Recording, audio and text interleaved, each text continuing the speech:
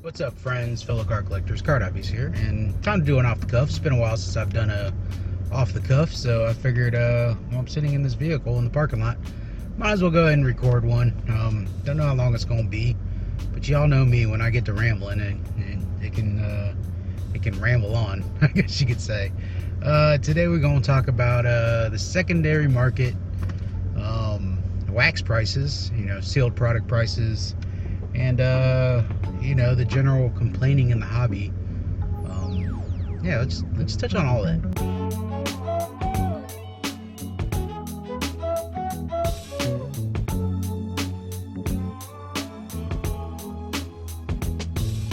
So first, we're going to talk about the secondary market. Secondary market is booming right now. Seeing a little bit of a pullback, but thanks to the Project 2020 cards and other stuff, secondary markets, really booming right now as far as card prices. You're seeing prices go up on cards that really haven't risen in a long time. Some mid to late 80s stuff, graded rookies and stuff like that have really seen a jump in prices. And the reason I'm mentioning the secondary card market first is because that affects pretty much everything in the hobby. The secondary market, specifically like eBay. I realize there's 1,000 other places you could buy cards. You got ComC, you got Sports Lots, you got Blowout Forums, you got YouTube. Plenty of other places where you can buy cards, including Amazon. But really, eBay is kind of like the main auction place that most collectors use. It's probably the most popular, the most trafficked site that collectors use. So prices on eBay for singles have really skyrocketed for certain things. And then you have Bowman coming out, and Bowman's always followed by a lot of hype. Last year it was Wander Franco. At the peak you could see Wander Franco, just regular chrome cards, going for $20-30, if not more at the start. And then now you're seeing the same thing with Jason Dominguez, him being the big hype prospect. Prospecting is not my thing. I don't really follow prospects too much. I'd rather open a pack of cards and get stars and legends than I would prospects.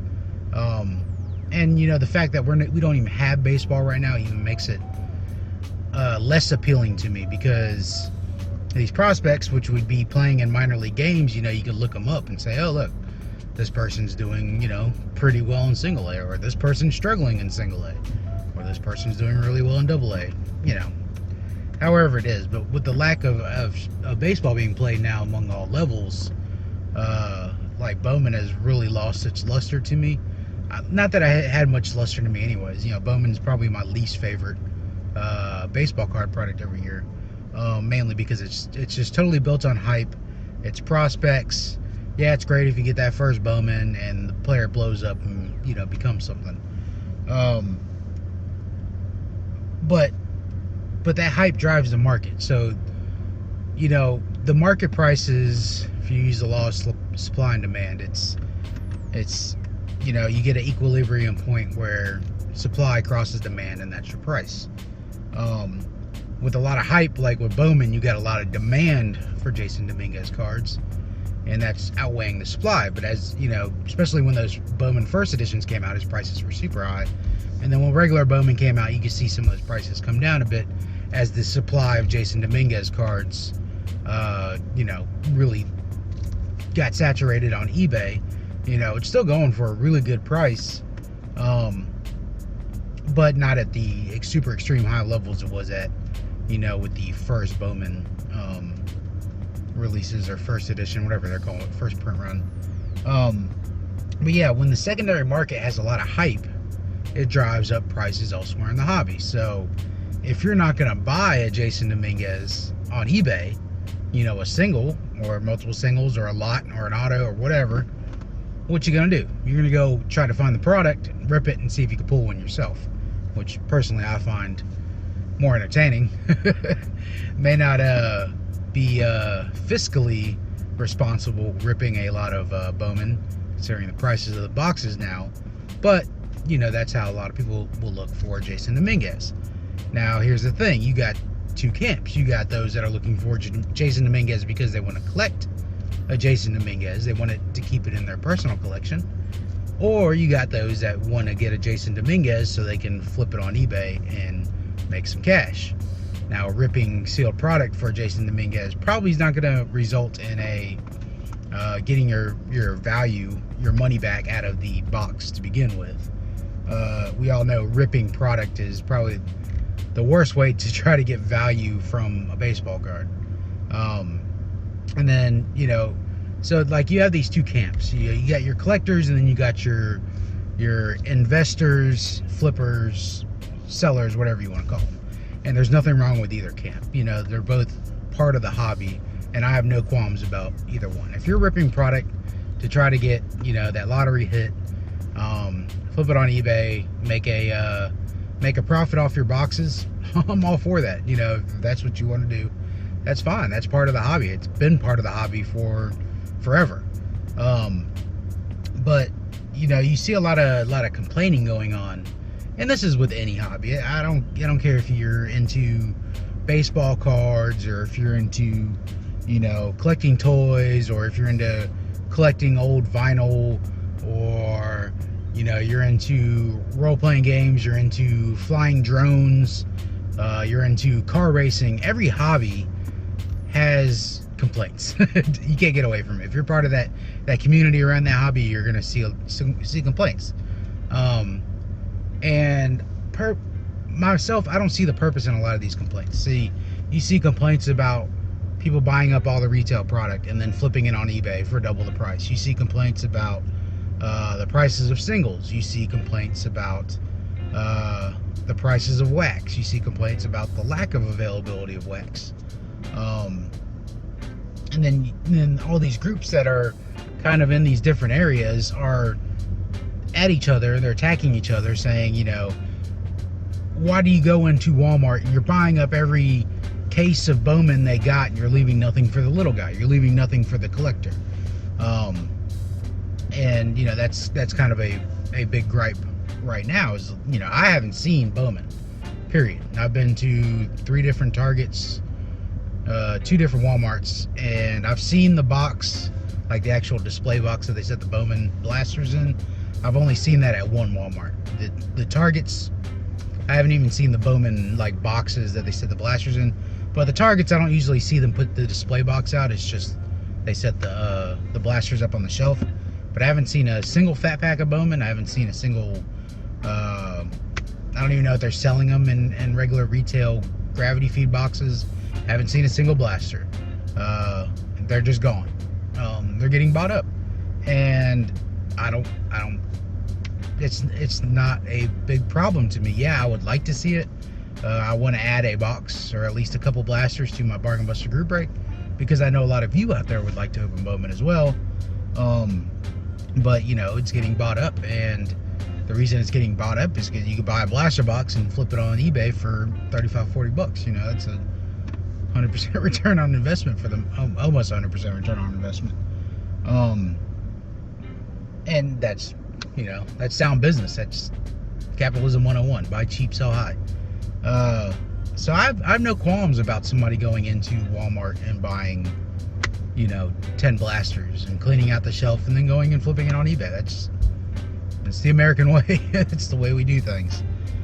Do I wish they would leave a couple blasters for someone like me that comes in and wants to rip a pack or two, or give it to my customers in the Bargain Buster group break? Sure. But I'm not going to go out and complain about it on Twitter. I'm not going to come here on YouTube and complain about it to you guys, because that's not my thing. That's something that's out of my control. What can you do? But there's no reason like really having that complaint about it. So what do you do to fix it? Like, the prices of sealed boxes is so high because the demand is so high for sealed wax. What are hobby boxes for Bowman going for now? $300? That blows my mind. Like, why are they going for so much money? It's because the demand is super high. People are wanting to rip product. And then when the demand's high and the supply is not high enough to reach that demand, prices escalate. Law of supply and demand. So how do you fix that? How do you fix the hobby? There's really no fixing the hobby. It's just the hobby goes where the hobby goes at that point in time. The hobby's constantly changing. It's changed since, when I got back into it last year. It's changed since when I got back into it before originally, as a kid. It's changed since 2007 when I dabbled back into it again. It's changed since 2012, 2013 when I was in it. It's changed all the time. The market is changing. The market it's a dynamic market. It's not a static market. So how do you fix the problem? Well, you're not going to fix the problem. So there's one of three ways I see this going. Okay, number one is demand drops. Okay, interest in the hobby wanes. I don't think anybody in the hobby should really want this. You want the hobby to grow because growth provides innovation in the hobby. It provides new avenues for people to get in, whether they're old or young, coming back, brand new. Nobody should hope the demand falls, because that means the hobby's shrinking. You want a big hobby. You want a popular hobby. So I don't think that we should hope that the demand drops off. If the demand drops off and the supply stays the same, prices are going to drop, mainly because you're losing that demand. And then your sealed products will be, back to they're somewhat affordable again. All right, so what's the next thing that can happen? Well, the next thing that can happen is the card companies, the producers of the cards, can up print runs to meet demand. So they're saying, oh, well, people are complaining about not being able to find our product on the shelves. It's a sound business decision to make more cards. That's what it is, So the print runs, you can see the print runs rise up. Now that's going to cause a whole another subsection of complaining from another subsection of the hobby saying, you can't, raise print runs because that's going to cause the secondary market to come down. But it will also cause the sealed product prices to come down because there's more supply of sealed product to match that demand. So you can't have it really both ways. You can't say, I want the products to cost a certain amount and not these outrageous prices, and keep the print runs low. That it doesn't work that way. They either need to raise. I think I just spit. Sorry if you saw some rambling juice go shoot out. Apologies for that. But yeah, I mean, you can't hope that the prices on the secondary market remain super high while print runs remain super low, and have those prices of sealed product come down, because they're all hand in hand. There's a reason 2011 Topps Update sealed product's ridiculously expensive. There's a reason 2018 Update is ridiculously expensive, because there's cards in those sealed products on the secondary market that are getting premium prices. So the demand for those products is high. You can go back to last year and buy 2019 Series 1 for the same price, if not lower prices than they were before. Why? Because there's no real desirable cards in that product. But you move on to Series 2, you got all them big rookies in it, prices are up. Why? Because it's a desirable product and there's no more supply being made. So the prices will probably keep going up as long as those rookies are desirable. You never know. If one of those Series 1 rookies, when we get baseball back, blows up, I don't know who was in Series 1. Brandon Lowe. Or is it Lau? I never get that right. But he's got a rookie in Series 1. What if he comes out when we finally get baseball again and hits 340 and mashes 50 home runs in the next season? You're going to see that demand for Topps Series 1, skyrocket, because everybody's going to want that Brandon Lowe rookie card. They didn't want it before, What if Cedric Mullins or Ryan O'Hearn just blow up? I mean, the odds of that happening isn't really high, but then you'll have the demand for the product go up. So the sealed product, print run, secondary market all ties into, what the cost is. So talked about either demand falling or print runs going up. So what's the third thing? The third thing is you maintain the status quo of what it is now. Print runs don't rise. demand keeps rising, therefore sealed product prices keep rising as well. If you don't want print runs to rise and you don't want demand to fall, the only thing you're left with is having to relegate yourself that sealed product's going to cost more money in the future. I'm talking no more $20 blasters. I'm talking $30, $40 blaster boxes, because the demand's so high and the print run's still, relatively low compared to the demand. So, that's a decision you have to make for yourself. Actually, let me know in the comments below. How do you feel, and what's your thoughts on sealed product prices? Do you want demand to drop and the hobby shrink to keep prices low? Do you want print runs to go up to match the demand and keep prices low? Or do you want the demand to stay high, the hobby growing? Do you want print runs to remain low so that secondary market prices are still high, and then pay a premium of inflated box prices, which is basically what we're in now? Let me know what y'all think in the comments below. I'm really interested to know how other collectors think about what are your thoughts. Me personally, I'll answer this question. Personally, since I'm a budget collector, I would rather Topps raise the print runs, or Panini raise the print runs to meet demand. Now, they have to be prepared to pull back on that print run if demand falls.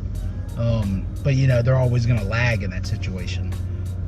But I would rather see increased print runs and still have affordable product on the market, for people like me that's a budget collector.